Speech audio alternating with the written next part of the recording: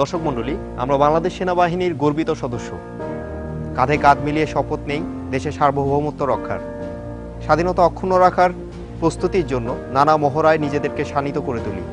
এবারে আমরা বাংলাদেশ সেনাবাহিনীর প্যারা কমান্ডোর কিছু কার্যক্রম তুলে ধরছি।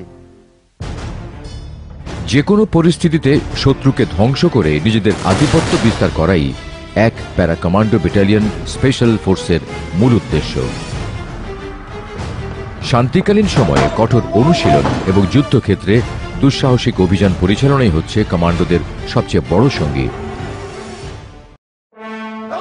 এই লক্ষ্যকে সামনে রেখে কমান্ডো ব্যাটালিয়নের সদস্যগণ নিজেদেরকে শারীরিকভাবে যোগ্য রাখার লক্ষ্যে নানা ধরনের অনুশীলনে অংশ নিয়ে থাকেন। এর ফলে কমান্ডোরা হয়ে ওঠেন আত্মবিশ্বাসী ও সাহসী। এসব অনুশীলনের পাশাপাশি যুদ্ধক্ষেত্রে যে কোনো পরিস্থিতি মোকাবেলার জন্য অন্যান্য প্রশিক্ষণের মাধ্যমে নিজেদেরকে প্রস্তুত করে তোলে।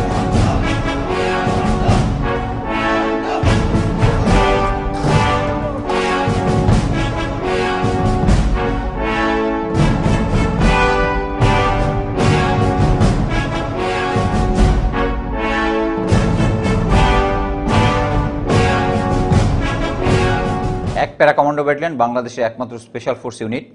এই ইউনিটের সকল সদস্য, অফিসার, জেসিও এবং অন্যান্য পদবী সৈনিকবৃন্দ তারা সকলেই একটি 6 মাসের কঠোর কমান্ডো প্রশিক্ষণ এবং এয়ারবোর্ন প্রশিক্ষণ করতে হয়।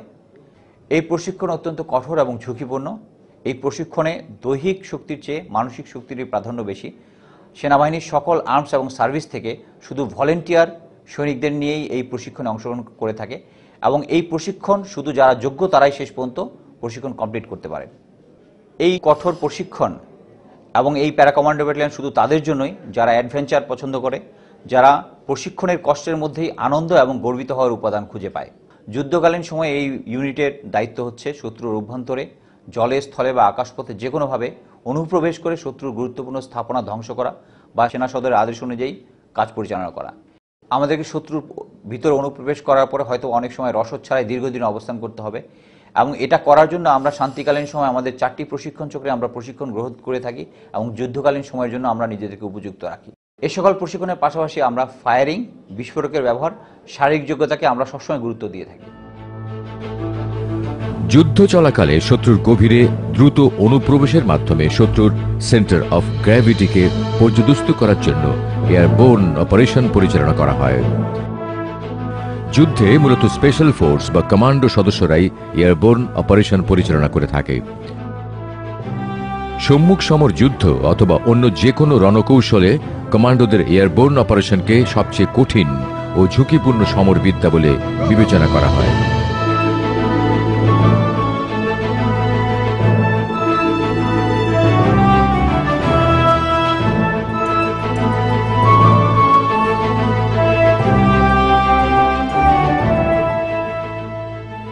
শত্রুর পরিস্থিতির উপর বিবেচনা করে কমান্ডো এয়ারবোর্ন অপারেশন দিনে ও রাতে উভয় সময়ে পরিচালনা করা হয়। সবুজ বনানীতে ভরা আমাদের এই মাতৃভূমিতে, বিশেষ করে পার্বত্য এলাকাগুলোতে প্রতিনিয়ত সন্ত্রাসীদের মোকাবেলা করতে হয়। গভীর জঙ্গলের মধ্যে দিয়ে গোপনে যাবার সময় শত্রুকে নিষ্ক্রিয় করার জন্য এই অনুশীলন করা হয়।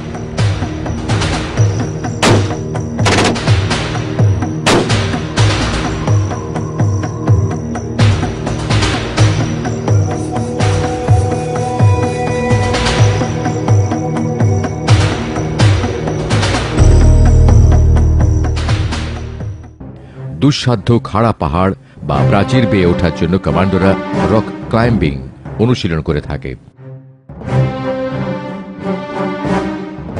এছাড়া যুদ্ধকালীন বা অন্য কোনো সংকটে বহুতল ভবনে প্রবেশের জন্য স্লিডারিং অনুশীলনে অংশ নেয়ার পাশাপাশি কঠিন বাধা অতিক্রমের প্রশিক্ষণও তাদের দেয়া হয়।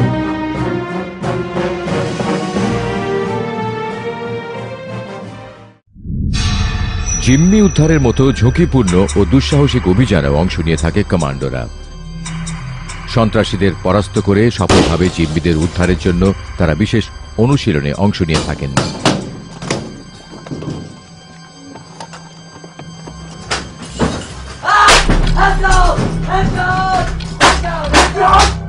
One kill!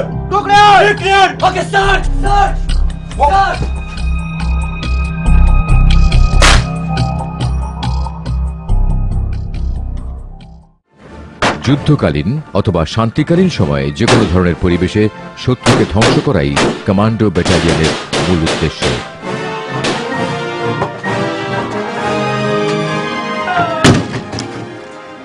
এই উদ্দেশ্যকে সামনে রেখেই এই ব্যাটালিয়নের প্রতিটি সদস্য কঠোর প্রশিক্ষণের মাধ্যমে নিজেদেরকে পরিপূর্ণভাবে প্রস্তুত করে তোলে।